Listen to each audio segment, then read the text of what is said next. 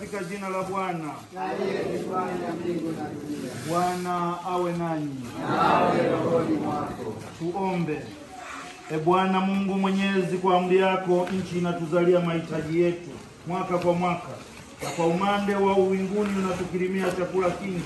Kwa kushukuru Bwana mtukufu kwa sababu ya riziki tuliyovuna. Kwa kuomba Baba ubariki na kuhifadhi mazao haya na watumishi hawa walioko mbele yako. Mazao haya tuliyoyapata kwa wema wako uyakinge na kila dhara. Umetuliza hamu yetu kwa vipawa vyako. Basi utujalie kufurahia ulinzi wako na kutukuza huruma yako bila mwisho. Vipawa vya dunia tuvipatavyo tuvitumie vema, tusije tukapotewa na vipawa vya milele, kwa njia ya Kristo Bwana wetu. Amina. Pia tunaendelea kukuomba ubariki mbegu hizi na mazao haya.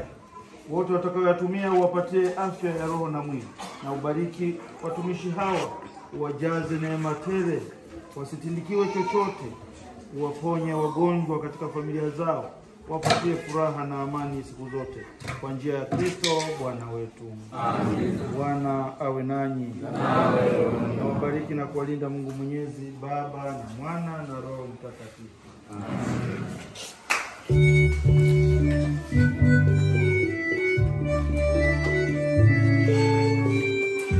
Asanteni sana na kuwapigie makofi. Jumuiya ya Mtakatifu Maria Goretti.